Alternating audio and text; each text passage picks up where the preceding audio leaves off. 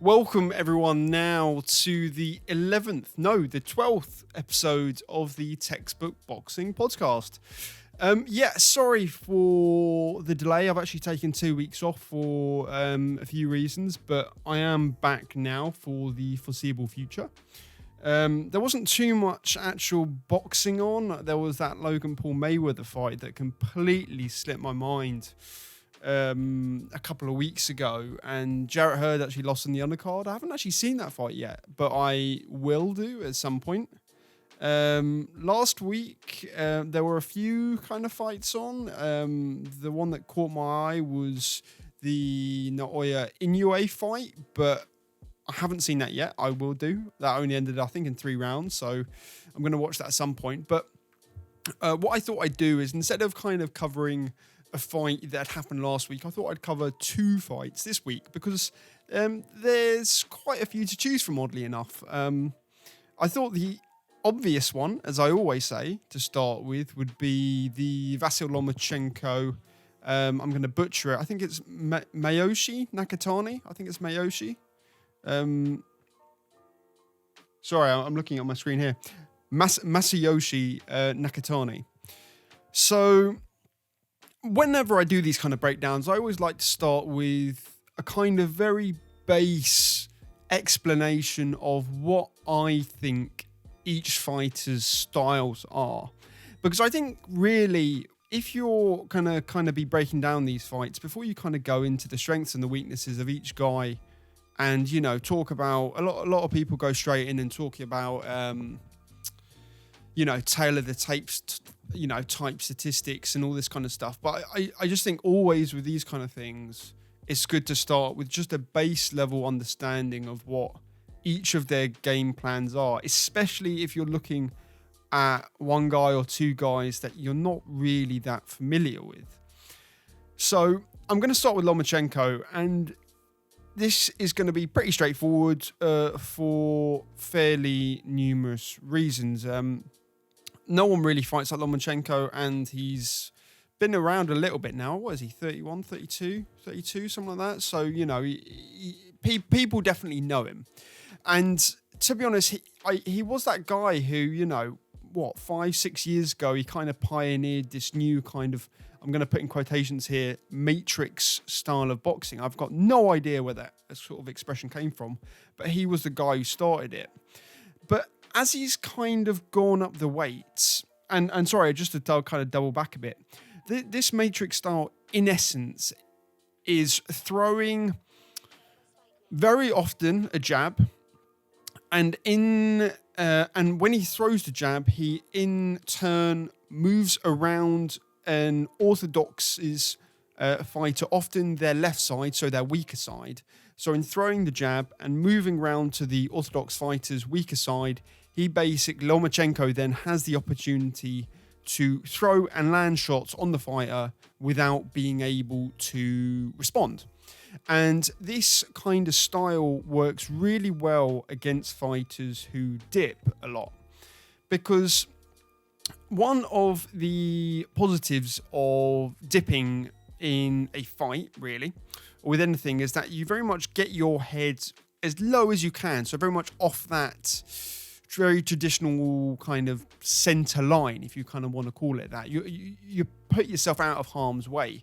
But the trade-off for that, in essence, is that in getting so low down to the floor and kind of bending your waist over so much, you don't really have the ability to move your feet with the same level of speed as you would have if you were standing a little bit straighter up, a little bit taller.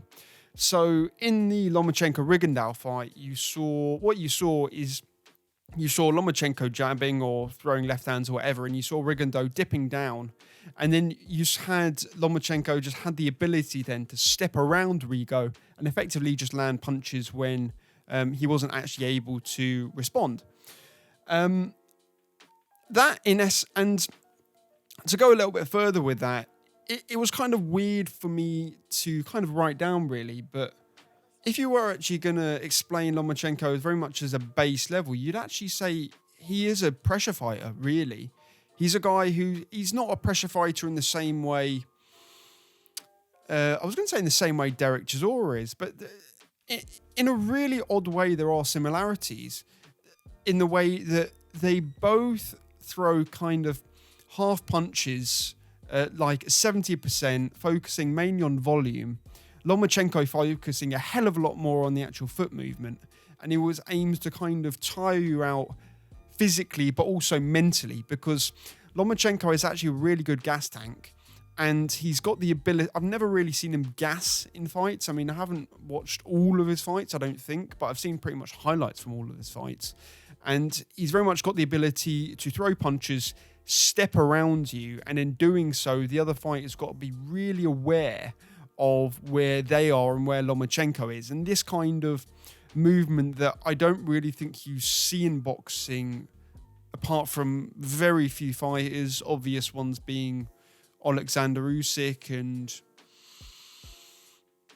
can't think of too many others, I'm not going to lie. But if you're the opponent of someone like Lomachenko, you've got to be very, very aware of what he's doing at any moment, because he's going to look to overwhelm you with shots.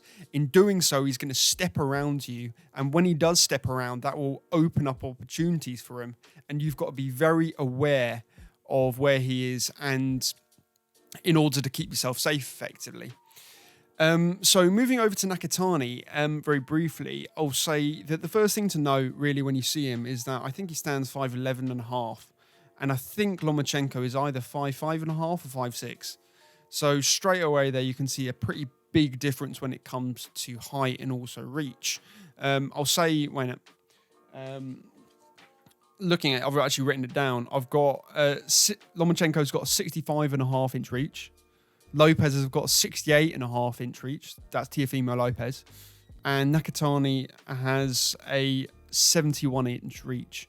So he's got 6 inches of reach on Lomachenko, and he's very, very tall for the weight. And really, you can see that in his fighting style, because he's very much of a kind of a pecker kind of fighter. He stands very tall. His chin's his chin is too high up in the air. He kind of stands very tall with his chin up like this. He stands orthodox, I think. Yes, he does stand orthodox. And everything, absolutely everything, pretty much, or 90% is off the front hand. He's got a decent jab, which he uses very well. And when the opponent comes in, very commonly he'll throw a left hook. 90% of the time he'll throw a left hook. And that's pretty much his game plan. He likes to fight from range. He likes to keep things fairly, I'm going to say, fairly amateur style boxing. Everything's from range, everything's very nice, everything's off the left hand, all this kind of deal. What I would say as well is I think his record is actually 19 wins and 30 knockouts. From watching him, I don't really see where that level of power comes from. I don't think he hits as hard as that record suggests. What I would say as well is when he does throw the right hand, it is very sloppy and quite slow. But it does carry a degree of power when he lands it. If anyone's seen he knocked out Felix Video in the 7th round. I did actually watch that fight just now. In the 7th round, and he definitely does carry some sort of power there. It's nothing crazy, and from looking at the way he squares up, I think he throws the right hand not very often, not because he doesn't carry power in it, but I think it's because the punch is quite slow, and I think other fighters will read it and counter it.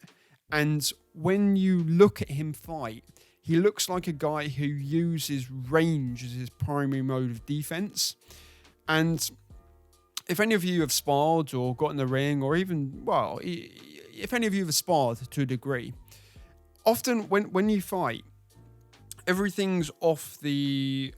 when you throw jabs or left hooks, often you feel a little bit safer than when you throw the right hand. When you throw the right hand, what should happen is your head should not move forward towards your opponent when you throw the right hand. Your head should remain in the same place. But in practice, what does happen is your head will often move a little bit forwards. Not hugely, but it happens. And also, due to just your right hand being further away from your opponent has very often got more time to react to it. So what that both means really is that when you throw the right hand, often you're more likely to get countered than if you just throw a simple jab. And at a guess, that is what I would say is in or has kind of shaped Nakatani's game. Because to me, he looks like a guy who doesn't really... He likes things all his own way when it comes to where the fight takes place. And where the fight takes place for Nakatani is at range. So that's why I don't think he throws the right hand that often. It's not that he's particularly feather-fisted, although when you watch him, he's definitely nothing in the way of like being particularly electric. But yeah, he doesn't really throw it that much. And 90% is off the front hand. I'd say he's actually over-relying on the left hook. And I'd go even further to say is that often if you counter everything with the check left hook, if you counter absolutely everything with the check left hook, if, for instance, a jab comes and you counter it with the check left hook, that's fine, that's great, and then pivot off. The issue is if the other guy starts throwing a few right hands over the top behind the jab, because if a jab and a left hook are thrown at the same time, more often than not, the right hand will win, just because the right hand thrown straight is a much straighter punch than a curved hook.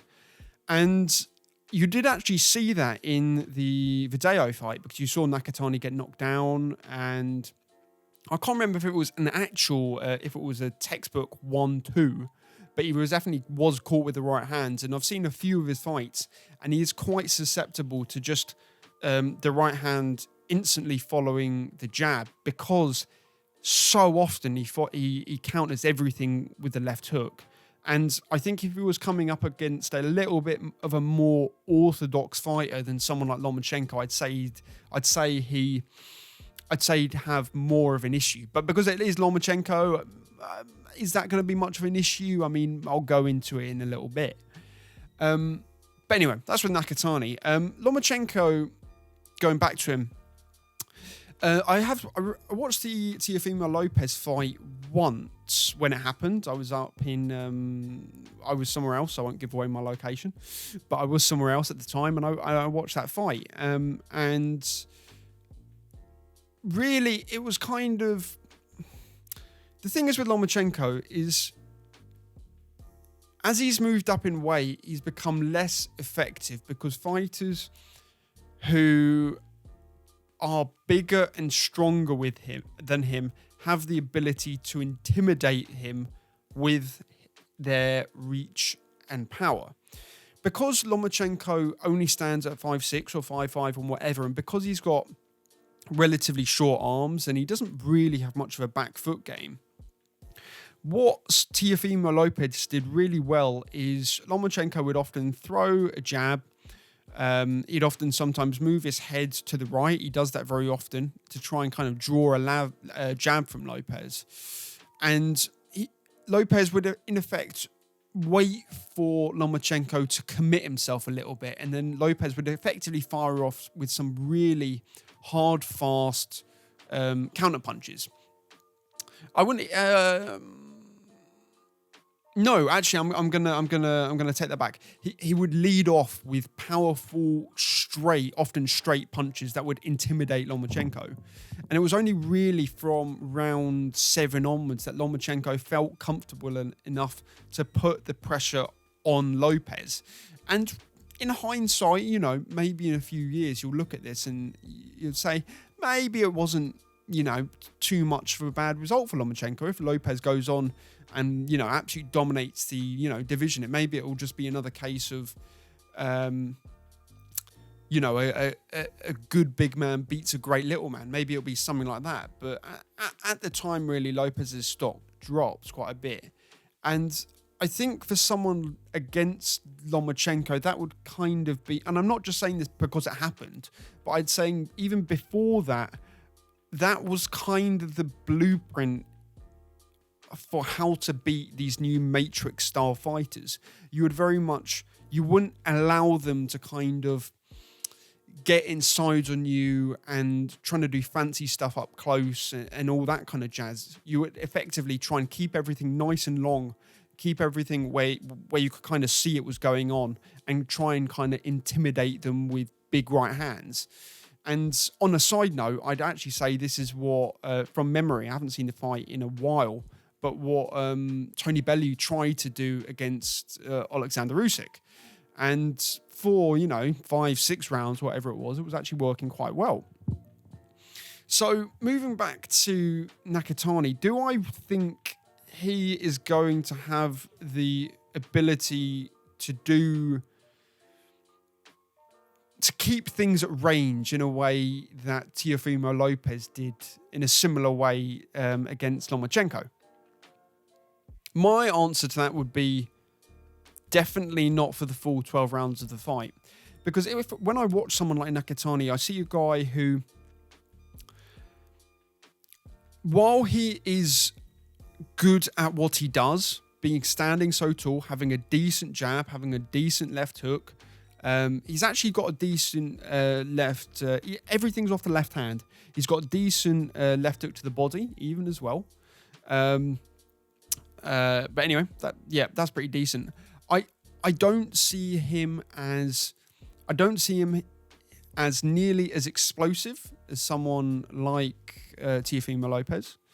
He's got a very good chin. I'll give that for him. In the fight, Nakatani actually fought Lopez, and he had a very good chin, and he was very game, and he never stopped trying to win. But I don't see any adjustments coming from Nakatani in any of his fights that I've seen. You could argue the Verdejo fight. I mean, I've only seen that fight the once, but you could argue that maybe. But, I wouldn't say Verdejo is anywhere near the level of a Lomachenko or a Lopez even. And I think when you're going against someone who's got such a rigid game plan, and you've got someone who's as intelligent as Lomachenko, I think Lomachenko is going to get to him sooner rather than later. Coupled to the fact that despite however you really think the Lomachenko-Lopez fight went, Lomachenko did figure out Lopez in that fight. I mean, he did it too late, but he did figure him out. So, which makes me even more confident that Lomachenko will figure Nakatani out, a guy who's nowhere near as comfortable on the inside, who's as sharp on the inside as someone like Lopez, is versatile on the inside with all of his punches. And I just see maybe, because Lomachenko likes to have a look at a guy for a little bit of time, often a round or even a round and a half. I vaguely remember that from the Anthony Qualla fight. He had a look at him for maybe a round or a round and a bit. But especially with the guy being so tall. But I see Lomachenko easing his way into a fight. I see him getting inside the jab of Nakatani to a degree. I see him being able to recognize the fact that Nakatani throws those left hooks so often. And I see him kind of getting inside, getting to work on Nakatani's body. He's a very slim, thin guy for the weight, being 5'11" and weighing 130 pounds. I mean, I'm 5'9" and I'm 160 pounds, and I still consider myself a pretty slim guy. So being 30 pounds lighter with being taller than me, I mean, is he going to get hurt to the body? Probably. But that being said as well, as I've said before, he is very game, but I see Lomachenko getting inside maybe as early as the third round and starting to kind of do damage from that point on. I could see him stopping Nakatani maybe in something like the sixth or seventh, something like that. If Nakatani was a little bit more versatile, I could see a fight being much more competitive. If it was a little bit more versatile and a little bit I don't really like using the terminology because I don't want to be derogatory to any boxer that's got top level. I'm not that person. But if he was a little bit more talented even, or even just a bit more well-schooled and a bit more versatile, like someone like a Luke Campbell, who would be a pretty good equivalent to someone like Nakatani as like an uprated version, I could see the fight going a lot longer. But I think unless Lomachenko really has seriously declined from that Lopez fight, which I don't think will be the case, but you never know, I think Lomachenko stops him in 6 or 7 rounds in a fairly routine victory, but against an opponent who probably will look like he shouldn't be in there with him, really, from a talent level. And yeah, that's how I see the fight going. And the second fight I'm going to talk about today is the Gervonta Tank Davis versus Mario Barrios fight, which is all the way up at super lightweight at 140 pounds. I have probably one of the top, and I'm quite proud of it, to be honest. I've got probably the top rated Tank Davis breakdown video here on YouTube. And when I made that, which was 2 odd years ago, 18 months, something like that, I was looking for fighters who had some degree of clout, but weren't really known to the boxing audience. And I'll be honest, at that time, I hadn't really seen too much of Tank Davis. And I know that sounds ridiculous for me to say now, but if you are from Europe or a Brit or in Africa or somewhere, and you're really interested in boxing, it's not quite the same waking up at like 11 a.m. and watching a full boxing card. It's on a Sunday morning. It's like a little bit depressing somehow. And I'm not going to be waking up, especially now I'm like doing a proper job. I'm not going to be waking up and sorry, my mic's giving me trouble. I'm not going to be waking up and at like 3 a.m. every morning and to watch fights that no one in Britain is talking about, and it's not for my job here.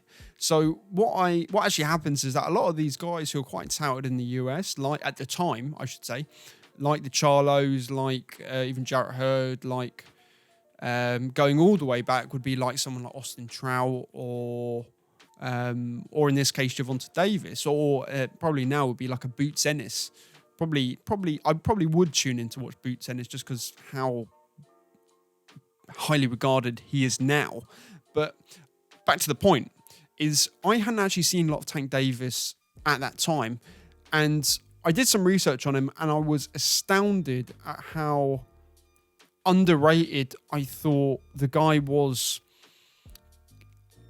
compared to how he was regarded online, because I had only kind of seen that part, and I kind of knew how he was regarded online, but I didn't really know how he actually fought. And I was astounded because people said that this guy was just a come forward brawler. I was kind of expecting like not a sort of Marcus Maidana, but like, not far off, or like a Jarrett Hurd, like a Derek Chisora kind of style, like literally just walks forward, kind of grinds you down, has got a big right hand, tries to knock you out. And I was astounded because when I watched him, I was shocked how versatile he was in his punch selection and how sharp on the counter he was with his shots. I'll kind of stop there and kind of just break him down a little bit. If I was going to describe to anyone how Tank Davis fights, I would say he's a front foot counterpuncher. He will walk you down. He will take the center of the ring in a southpaw stance. He's a short guy. He's only, I think, 5'5" listed on BoxRec, something like that. So he's listed pretty short, and he will come out and he will throw jabs to the head, he'll throw jab to the body. What he really likes to do is he likes to throw a straight left to the body as kind of like having another little look, kind of warming up into it in the sort of first or second round. He'll throw a jab, sit down on the left hand to the body kind of thing. And he will kind of walk you down. And he'll effectively give you a choice. Either if you'll throw, he'll often step back, hit you with maybe a left uppercut or a slip inside or slip outside and throw a left hand, or slip outside, throw a right hand to the body or something like that. Or he'll walk you down into a corner where he will effectively let big combinations fly. I would say by watching it, he's not really a fleet-footed fighter. He's not a guy who's going to be dancing around the ring, but he's a guy who's got very educated feet, and he's got exceptional balance because he kind of stands with that kind of Mayweather-esque wide stance, dips a bit with the from the waist in a kind of very much an American kind of way.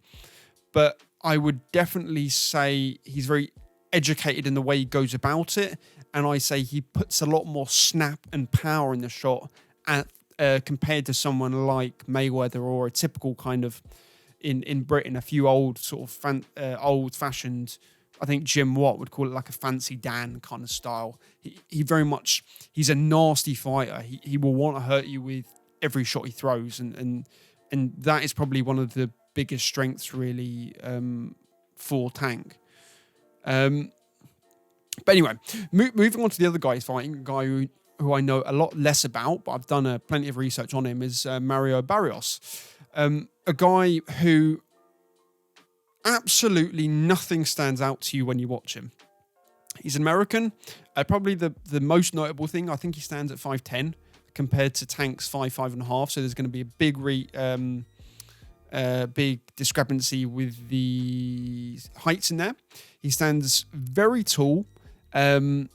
He's fairly flat-footed. He stands an orthodox stance. He's trained by Virgil Hunter, so he's got that going for him. He's, obviously a very good trainer. He stands, as I said, very tall. He likes to keep everything from range. He's quite low volume. He likes to fight things really at his own pace. He'll often throw singles or 1-2s, or at most a 1-2-3, but he kind of likes to keep things quite nice and steady, fight things at his own pace, and work at everything from range, if that kind of makes sense. If I sound pretty vague, that's only because nothing too much stands out from him. What I'd also say is he is willing to fight on the inside if he can, or if he's forced to. But there was a fight he had against an Uzbekistani bloke. I've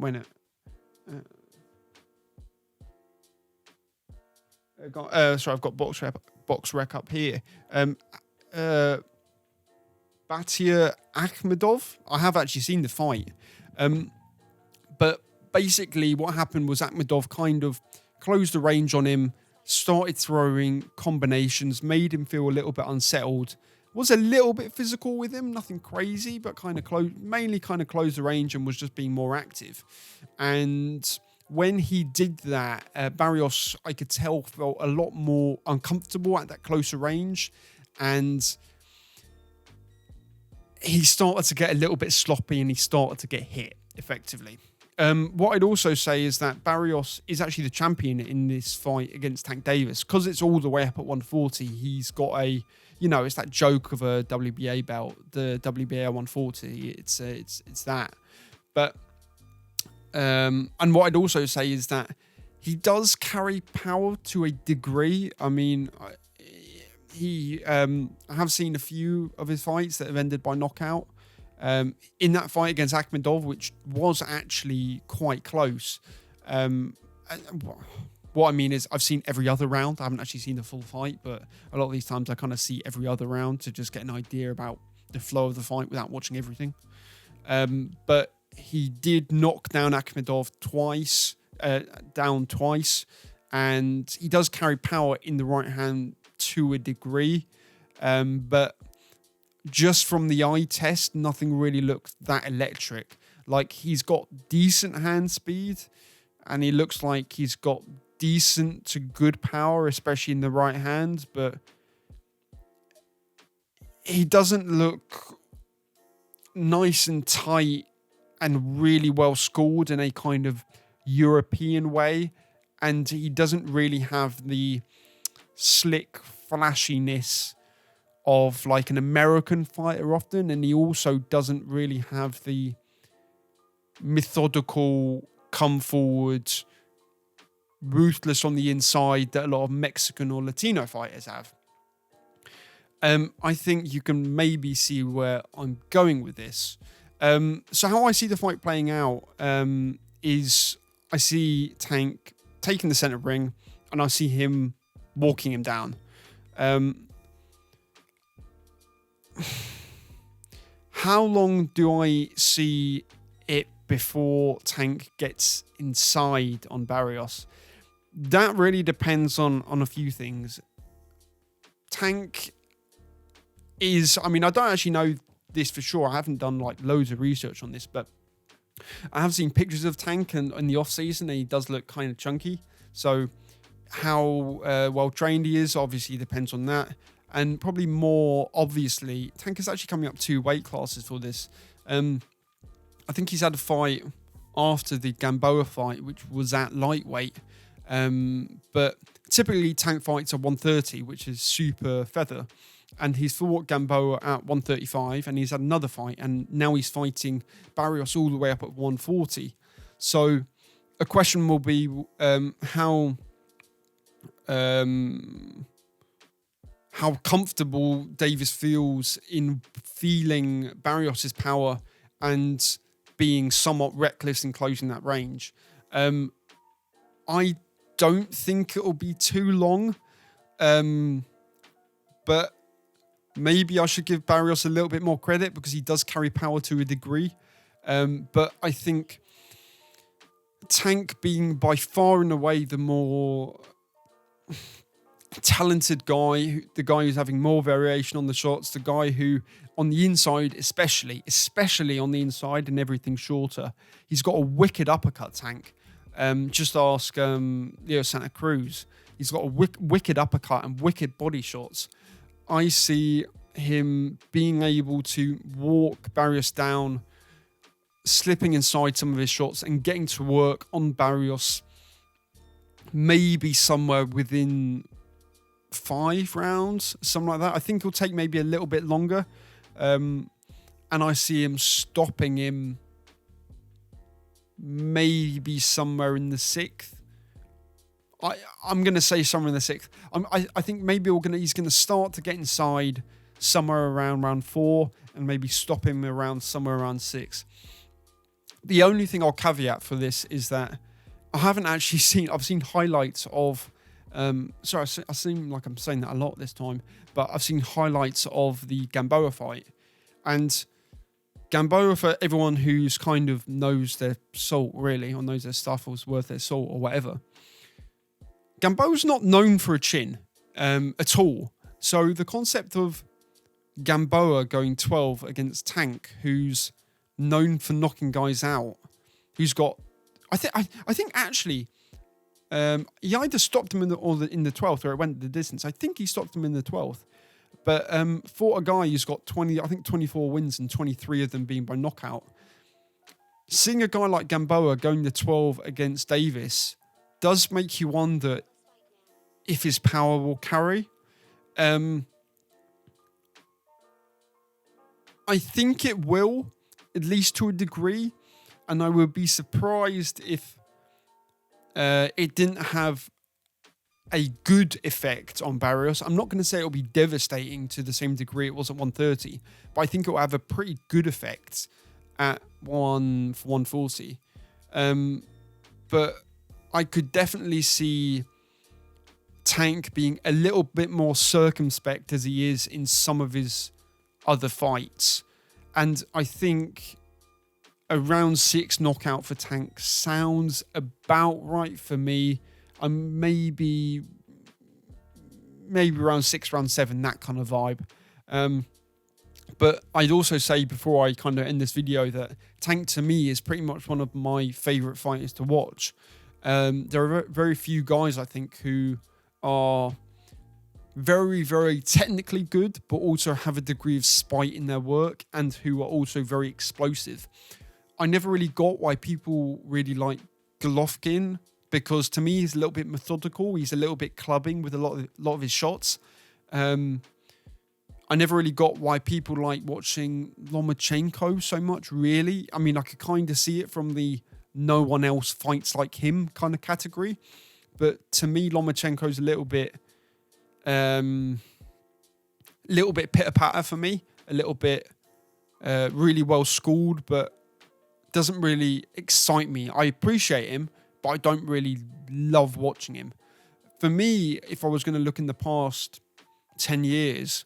guys who I like to watch would be guys like Tank Davis, even someone like a Rigondeaux. Like, even though he's not a real pressure fighter, he's a guy who really carries power in that left hand.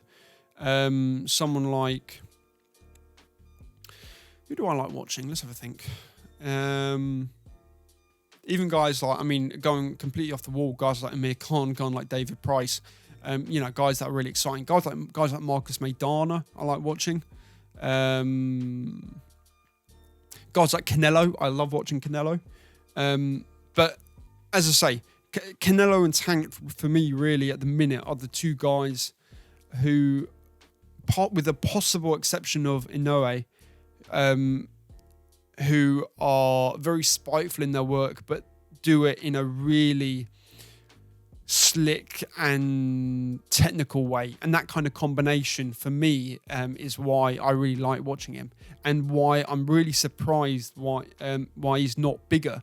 And after I made that video on Tank, you know, that video, if you go way back in my channel, you'll see it. But why I was surprised that everyone thought he would completely get outclassed by Lomachenko, because to me, when I watched him, I saw a guy who was maybe not quite as good or as advanced footwork-wise as Lomachenko, but in my mind, he made up for it in the spite of his work, in the variation of his shots, and in how versatile he was and sharp on the counter. And I thought he would give all the trouble, you know, he would give plenty of trouble to someone like Lomachenko. I'll just, before I finish this video, I'll just go over some of the negatives of Tank briefly, because there are some, and I don't want to turn this into a I love Tank kind of video. But I'd say he's nowhere near as slick on fighting on the back foot as he is on the front foot. I think if you can outwork him to a degree and kind of push him back, I think he's nowhere near as effective in that regards as when he comes forward and kind of begs you to take shots. And yeah, that's pretty much it, really. That's, I mean, his gas tank looks to be okay. You know, it's nothing incredible, but he definitely carries power late on in fights, or to a degree. And will his power carry up? I mean, that's, you know, and he's pretty short for the weight, but those are really the only negatives I can see. But yeah, decent couple of fights of boxing this weekend, and yeah, I look forward to it. I look forward to getting back into these videos and yeah, speaking to you guys and yeah, give my predictions, which are probably just over half the time completely wrong. But if you did enjoy the video, stick everything in the description below, in the comments below, you know, all that good stuff. And yeah, I'm out.